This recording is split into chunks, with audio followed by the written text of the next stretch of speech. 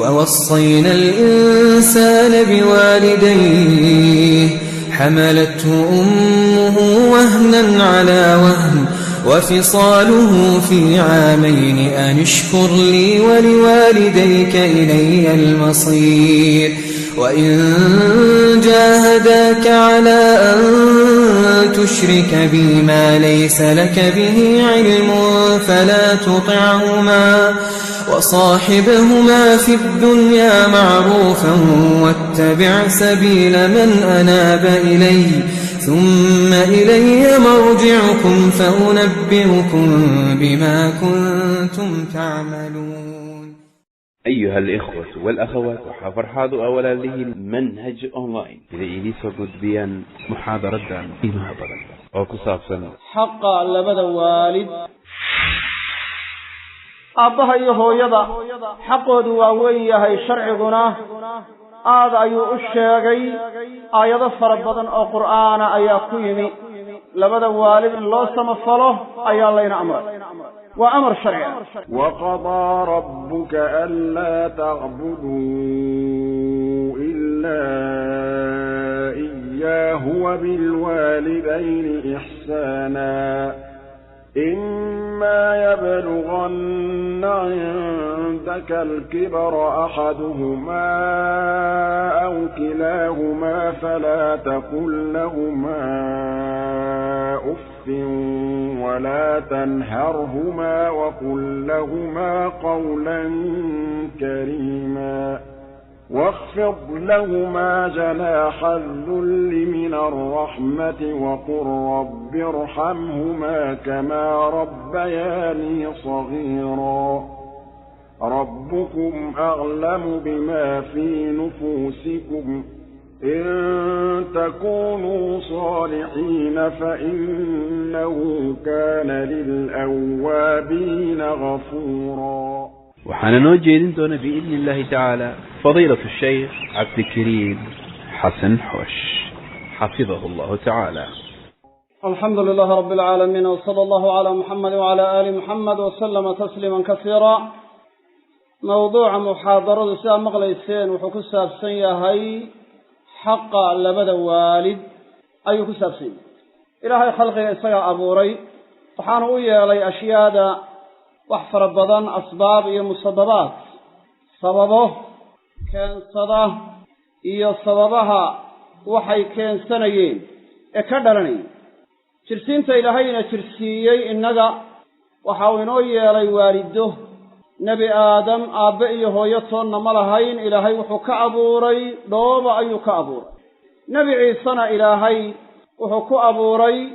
عيسى هويدي ومريم أوركيد أيك أبوري آب ملهين عيسى بن مريم حواء وحلق أبوري آدم فيردي سلسلة حديثك ظاهر كيس بلغ قادنا أيه جمهور كعلماء أي كتغين dadka kale inta ka soo haray waxay leeyihiin aabe iyo hooyo ayay aabaha waliba waxaanu jeednaa aabe sharci ah oo xalaal ku dhalay ayaynu ga jeednaa aabaha xuquuqda ay yeelanaya waa inuu yahay aabe sharci ah hadduu xaraan ku dhalay oo zina ku dhalay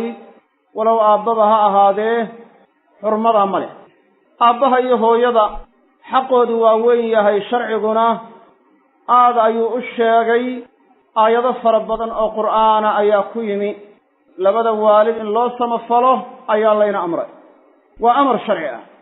waxaana laynaga reebay oo laynaga xaaraantinimeeyey in waalidinkaar lagu noqdo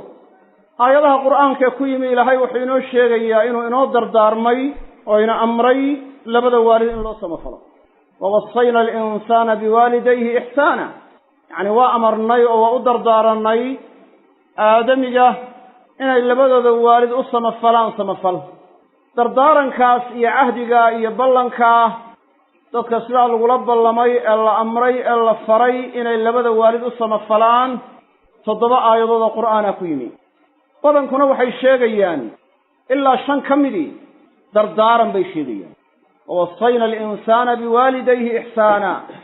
ووصينا الإنسان بوالديه حسنا ووصينا الإنسان بوالديه حملته أمه وهنا على وهن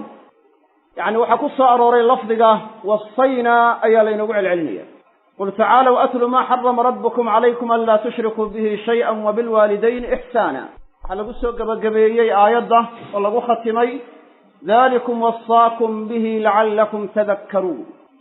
تردارا هو شيء أدق أو أمر لأسكيي ويان تردارا وحكو صاروري ميثاقنا يتهي بلان لقا قاضي وسورة البقرة إلى هاي رير بنو إسرائيل إن عهدك قاضي إن الله كلي عابدان وبالوالدين إحسانا لبدا والدنا أيو سمفل مركا بلن إن تهي أدق باكسغا موضع أصلا وحان الله الراعية عبادة إلهي كلي العابدا أيو إلهي لكليين أيو وحان لقول لما نيا إلا بدا والدنا الله سمفله سيدا كسغا بآية الحقوق العشرة آيات طبنك حق شيكتا والله يريه واعبدوا الله ولا تشركوا به شيئا وبالوالدين إحسانا آيات وحل إلى هذا آية الحقوق العشرة طبعا حق بيشيكتا حق كواد وحق الله وحق إلهي وإن الله كلق اللي عابده وأن عبادتي سعدك للو ذاتشن وحق الله لما وحل قدقي لما والد حقه ذا أيا لقول لبي والله ما قدقي sideed xaq oo kalena waa laga dambeeyay waxaad markaa garanaysaa aayadaha badan ee quraanka ku soo arooray weynaanta oo arrinkaasi leeyahay ayaad garanaysaa culamaduna waxay isla ogol yihiin oo ku ijmaacsan yihiin samafalka labada waalid loo samafalayaa inuu waajib yahay ahlu cilmiga qaarkood waxay ka cabireen inay tahay samafalka labada waalid faral inuu yahay oo ijmaac ku sugan yahay culamadu isku waafaqeen ibn hazm waxa uu yiri اتفقوا على أن بر الوالدين فرض واتفقوا على أن بر الجد فرض وعي علماء اسكوا وافقين إن لبدا والد إن لو سمفلا أي فرل تهي أووغا إن لو سمفلانا إن أي فرل تهي اسكوا وافقين سأسورنا يا ابن حزم رحمه الله إرى فرض إلا يرادوا فرل علماء قاركود حوغا وكتر الددين oo waxay yiraahdeen waajib baan oranayaa ee faral oran maayo labada waalid in loo samafalo waxaan oranayaa waajib weeye laakiin oran maayo waa faral taasi waxay ku dhisan tahay ma farqa u dhaxeeya fardi iyo waajib mise farqi uma dhaxeeyo jumhuurka culimadu waxay u badan yihiin inaan farqi u dhaxayn saasi u badan saas aawadeed ayuu oranayaa ibn muflih muraadku uga jeeda fardiga waxa weeyaan waa waajib saas uga jeeda أحاديث بدن باكسو أرورتي سمفلك لبدا والد الله سمفليه كانت ديغيسا إن لبدا والد إنكار لغو نقضو أحاديث بدن كسو أرورتي وحكم ذا حديث كون النبي صلى الله عليه وسلم لويديي أي الأعمال أحب إلى الله قال الصلاة على وقتها قال ثم أي قال بر الوالدين قال ثم أي قال الجهاد في سبيل الله حديث البخاري ومسلم وسوريين وتلمام يا عمل لذا عمل كويلهي وجعل هي وإن صلاة وقت جيدا لتكذا أيتهي محاكو السوحيقا لقول النبي صلى الله عليه وسلم وحلو حاكو السوحيقا إن لبدا والد الله صمفله عمل كيكو السوحيقا اللي لبدا والد الله صمفله وحاكو السوحيقا أيها النبي صلى الله عليه وسلم الجهاد في سبيل الله حديث كان بخاري ومسلم يا سوري جهادكي وفضلكي سايكو صارورتي أدلة فربضان آيات بدن يا حديث انتو ضايكو صارورين وحلقا دقاي مرتبط صدحاده كدن بيسا سمفلك لبدا والد الله سمفلك halka waxaad ka garanaysaa weynaanta ay leedahay in labada waalid loo samafalaa weynaanta ay leedahay laga qaadanayo wuxuu kaloo nabigu yiri sallallahu alayhi wasallam رضا الله في رضا الوالدين وسخط الرب في سخط الوالدين رالها انشاء إلهي وحكس غيهي رالها انشاء لبدا والد بمعنى هذا لبدا والد كان رالي النقضان وحيكون سببا يعني إنه إلهي كان رالي النقضان هذا لبدا والد كو عروضان وحكون سببا إنه ربنا كو عروضه شيخ الباني حديث كوا صحيحين يا إساقوا مرفوعا إساقوا موقوفا مدولبا وقال النبي صلى الله عليه وسلم لا يجزي ولد والده إلا أن يجده مملوكا فيشتريه فيعتقه xadiiska muslim saxiixa ku soo wariyey uma abaalgudayo walad ama ilmo waalidkii uma abaalgudayo oo xaqiisii waalidnimo gudan kari maayo uma abaalgudaayo inuu helo mooyaane isagoo addoona oo cidi leedahay oo bidda cid u ah oo gacan aadami ku jiro maal laga dhigtay oo dabeedna soo iibsado oo dabeedna xoreeyo sidaasi hadday dhacdo waa u abaalguday haddii kale uma abaalgudayo abaalgudu u abaalgudaayo gaari kari maayo laakiin markaasunbuu gaadhayaa marka maxaa loo yidhi waa gaadhayaa marka waxaa loo yidhi waa gaadhayaa xikmadda ku jirtaa ama sababta ku jirtaa waxa weeyaan labada waalid jiritaanka ilmahani jiro iyagaa u sabab ahaa isagoo cadam ah oo aan jirin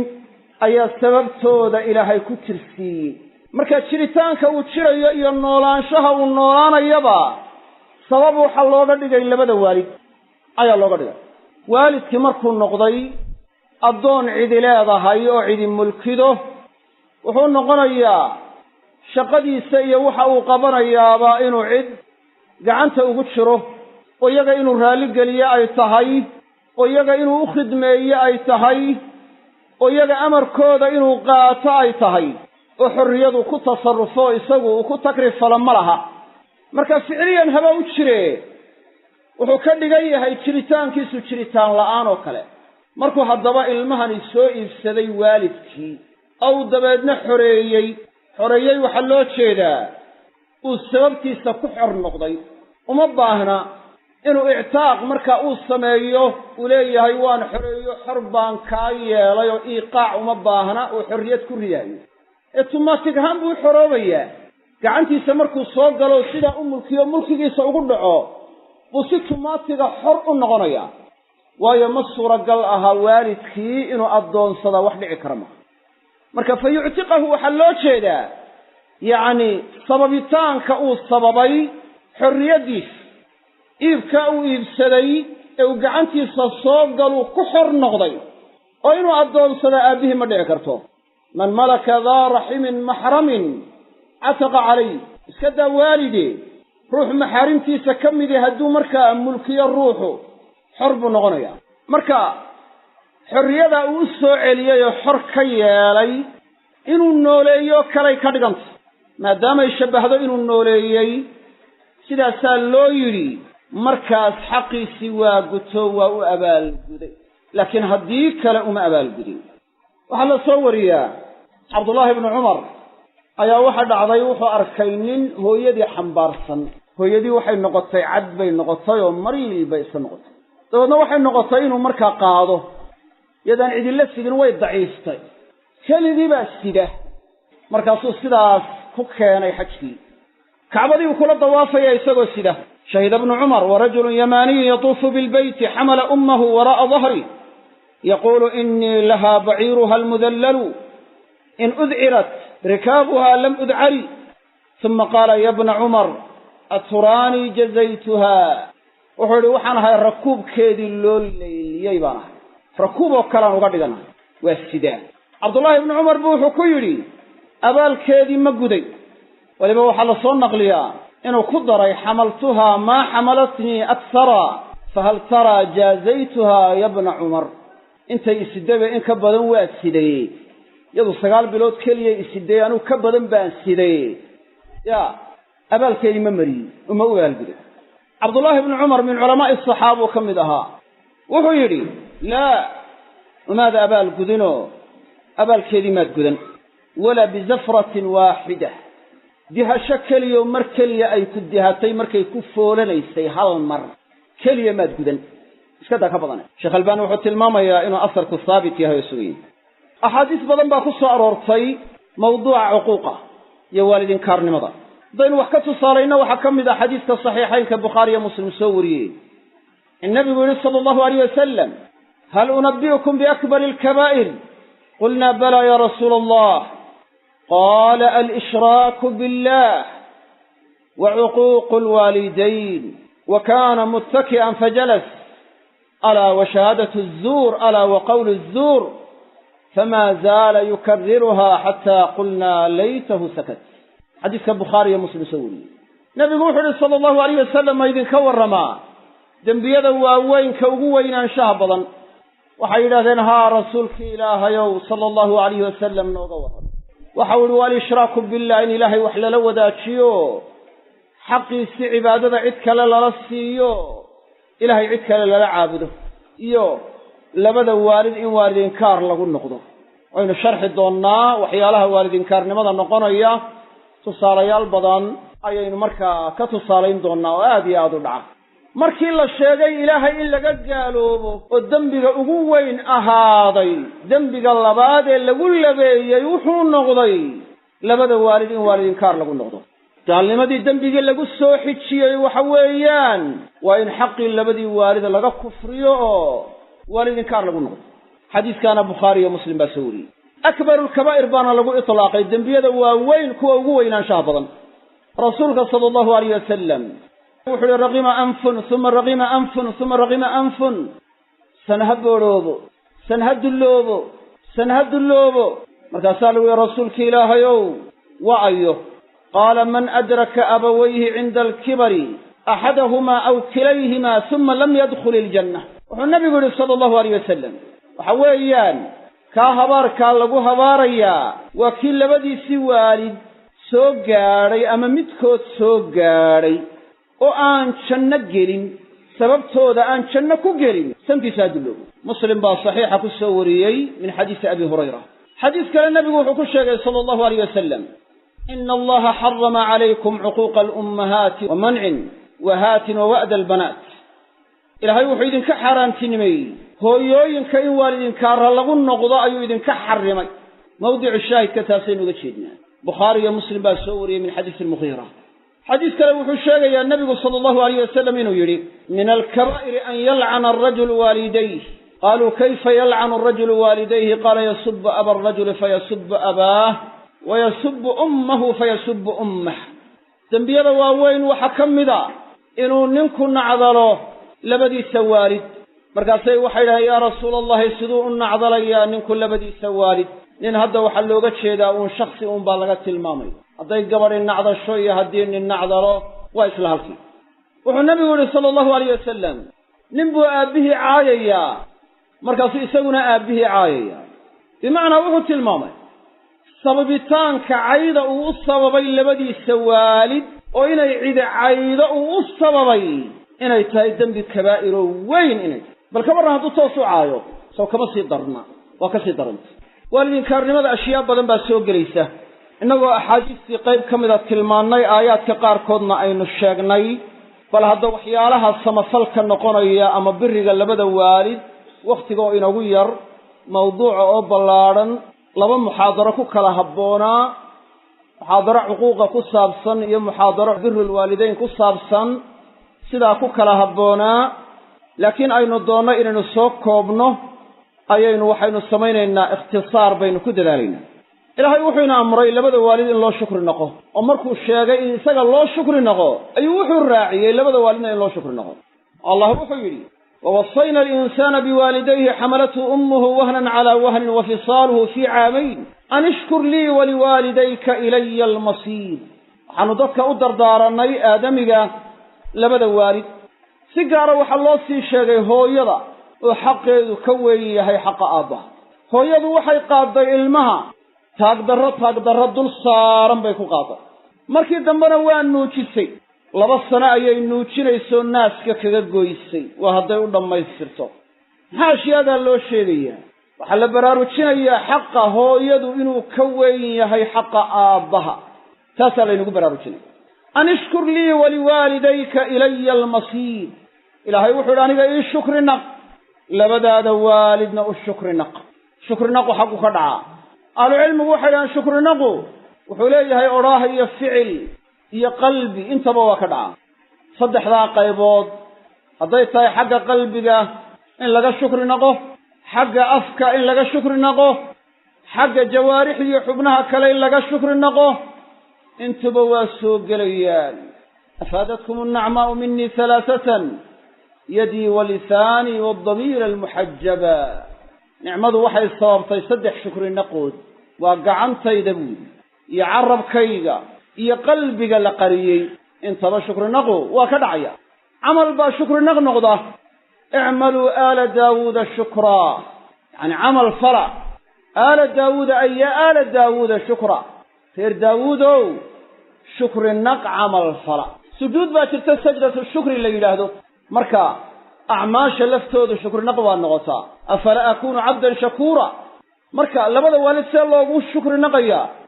waxaa loogu shukri naqayaa siday dadka qaarkood ay yidhaahdaan markay salaada ka baxaan alxamdu lilaahi rabbi alcaalamiin alxamdu lilaahi walilwaalidayn alxamdu lilaahi walilmuslimiin maya xamdiga alxamdu la yidhaahdo oo sidaa loo camimo ilaahay baa la gaara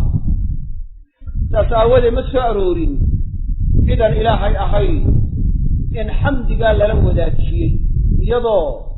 xamdiga laga dhigay kaa mucarafkee asha la geliyey wuxuu soo arooray uun iyadoo xamdiga ilaahay loo gaariyey ayuunbaa soo arooray laakiin shukrinaqu farqaa u dhaxeeya qirashada la qiranaayo wanaaggii ay kuu faleen iyo samafalkii ay kuu faleen labada waalid qirashada la qiranaayo oo xaq inay kugu leeyihiin la ictiqaadinayo oo la aqoonsanayo waa shukrinaqii qalbiga alictiraafu biljamiil wanaaggii waa in la qiraa waa in loo qabaa inay ixsaan iyo samafal kuu geysteen oo kuu faleen oo kuu galeen waa in la qirsan yaho aan la dafirsanayn mar labaadka waa in afka laga qirayaa oo lagu ammaanayaa oo loogu ducaynayaa man sanaca ilaykum macruufan fakaafi'uuh fain lam tajiduu maa tukaafi'uunahu fadcuu lah nabigu wuxuu uhi sala allahu alayh wasalam kii wanaag idin fala u abaalguda haddaa weydaan waxaa ugu abaalguddaan u duceeya ducada loogu ducaynayo maxaa ka mid a jazaakum allahu khayran in la yidhaahdo ama jazaakum allahu khayran yacni markaa in lagu yidhaahdo waxaa laga yaabaa dadka qaarkood waalidkood aabbahood iyo hooyadood iyagoo ixsaan habeen iyo dharaar u samaynaya maalin maalmaha ka mida inaanu ku odhan midnaba jazaaka allahu khayran iyo jazaaki illaahu khayran hada kalad loogu duceeyo khayr ilahayna kaga abaalmariyo waa shay markaa fiican ruuxa hataa ajnabiga ah ee aan waalidba ku ahayn ayaa qadar yar oo ixsaana hadduu kuu sameeyo ay tahay inaad u ducayso ixsaan kale haddaanad u samayn man sanaca ilaykum macruufan man waa siiqatu cumuum shaksi kastoo idiin sameeya wax wanaag ah macruufan waa la nakireeyey aya macruuf baa soo gelaya daqiiqan kaana aw jaliilan macruufkaasi ha yaraado ama ha weynaado fakaafi'uuh uga abaalguda fain lam tajiduu maa tukaafi'uunahu fadcuu lah haddaa weydaan waxaa ugu abaalguddaan u duceey wuxuu kaloo nebigu yihi sala allahu alayh wasalam man laa yashkuru annaasa laa yashkuru allah kii aan dadka u shukri naqin allahna uma shukri naqo marka ducada loo ducaynayo iyo shukri naqa loo shukri naqayo waa arrin markaa waxaa muhima weeye waa arrin muhima waxaanay ka mid tahay samafalka loo samafalayoay ka mid tahay samafalka loo samafalaayo ayay markaa ka mid tahay waxaa soo gelaya ducada markaad u ducaynaysa habeen iyo maalin iyagoo nool iyo iyagoo dhintay mid walba ma aha keliya marka loo ducaynaya markay dhintaan oo qura ma aha iyagoo nool lafteeda in loo duceeyaa samafalkay ka mid tahay iyagoo dhintayna in loo duceeyaa samafalkay ka mid tahay waxaa laga soo wariyey fudayl ibnu ciyaad inuu yidhi an ishkur lii waliwaalidayk markuu sheegaayey fasiraayey ayuu wuxuu ihi 5 salaadood ruuxii tukadaa ilaahay waa u shukri naqay 5 goor habeenka iyo maalinta kii waalidkii u duceeyeyna waalidkii waa u shukri naqay waxaa laga yaabaa dadka qaarkood sanawaat ama bilo ama asaabiic inaan waalidkii uba ducaynba hadduu wakti hore dhintayna waxaaba dhici karta inay iska ilaawaan dhalinyarada qaarkood taasina mid markaa munaasiba ma aha waa in loo samafalaa waa in loo duceeyaa ducaduna waa shay qaaliyo weyn nabigu wuxuu sheegay sala allahu alayh wasalam xadiiska abu daawuudka ruux dhintay oo jannada ku jira ayaa derajo sare loo qaadaa markaasaa wuxuu yidhaahdaa ilaahay ow tani xagga iiga timi derajadan sare lay qaaday xagga iiga timi markaasaa waxaa lagu yidhaahdaa ilmo aad dhashay oo ubadkaaga ka mida oo ilaahay dembi dhaaf kuu weydiiyey ayay kaaga timi derajadan biistikfaari waladika laka abu daawuud baa xadiidka soo wariyey sheekh albaanina waa taxsiininaya iyo culamo kaleba waxaad arkaysaa nebiyadu iyagoo u ducaynaya naftooda iyo labadooda waalidba nebi nuux muxuu yidhi rabbi ighfir lii waliwaalidaya waliman dakhala baytiya mu'minan walilmu'miniina waalmu'minaat ilaahay ow aniga ii dembi dhaaf waliwaalidaya labadayda waalidna u dembi dhaaf waxaa sunno ah naftiisa iyo cid kale hadduu ruux u wada ducaynaayo inuu ducada naftiisa ku bilaabaa sunno ah sida xadiiska abu daawuud kaba ku soo aroortay in nabigu sala allahu alayh wasalam kaana idaa dacaa bada'a binafsih wuxuu ahaan jiray nebigu sala allahu alayh wasalam hadduu ducaynaayo naftiisa mid ku bilaabuu ahaan jiray nebi nuux wuxuu ku bilaabay naftiisa rabbi ighfir lii waliwaalidaya waliman dakhala baytiya mu'minan walilmu'miniina waalmu'minaat khassa wacamma waa khasisoo naftiisu gaar ugu duceeyey waa khasu lkhusuus buu galay oo ah markaa naftiisao qura inuu u duceeyo marka hore khusuus kale ayuu haddana ku sii ladhay oo ah labadiisa waalid inuu u duceeyo waayo xaq weyn bay ku leeyihiin halkaana waxaa laga qaadanayaa nebi nuux labadiisa waalidba inay mu'miniin ahaayeen oo iimaan iyo tawxiid ay ku dhinteen markii dambena ducadii waa cammimay waliman dakhala baytiya mu'minan waa khusuus bay u tahay waxa ka dambeeya waxa ka horreeyana waxay u tahay cumuum cid alle ciddii iimaan leh rag iyo dumarba ilaaha u dembi dhaaf nebi ibraahim muxuu yidhi rabbana ighfir lii waliwaalidaya walilmu'miniina yowma yaquumu alxisaab ka wuxuu u duceeyey naftiisa iyo labadiisa waalid nebi ibraahim hooyadii waxay ahayd mu'minah laakiin ibraahim aabbihii wuxuu ku dhintay gaalnimo sida aayaadka qur'aankiiba ay sheegayaan sidaas aawadeed baa ducada uu u duceeyey aabbihii markii dambe laga reebay markii dambe waa loo diiday oo waa laga reebay واغفر لأبي إنه كان من الضالين أكي كنت عيني إلهي وآبهين أدن بداف وأي كوة هبابي الرمي أيو كمدها قولك قاري لهدان بعض أي لهدان أخصابسا أبها سيأدير كيبوها أبيه في حقيقها ما أهين قولك سوى ضعيف حانو خلاف سيئة النصوص توا خلاف سيئة فتاودد وقول الشاذة نصوص الظواهر تودا مركا خلافسن مر والبنا انه ابي هيبا لو شيغاي مر قرا ادير لو مشيغين والاصل في الكلام الحقيقه اصلنا وحوا كلامك حقيقه انت حقيقه لو خنباري كرنا حقيقه ان لغا ليخيا ما بنانا waxaynu sheegnaa nabi ibraahim markuu naftiisa u duceeyay waalidadiina waa u duceeyay mu'miniintana waa u duceeyay quraanka laftiisa waxa la inagu amray in loo duceeyo labada waalid فقل رب ارحمهما كما ربياني صغيرا وحاتل هذا ربك يوم أن حريص لبديد والد كما ربياني صغيرا بربارين تيصوب برباريين دراد حالا يراهي إلهي يقولن حريصه أما النحريص لم يدن نحريص إن حريصنيين مركا يصوب برباريين والدعو وأنا أمر وقل أمر بيفايدين مركا الدعاء اللي دعينا وانا أقول لقرنا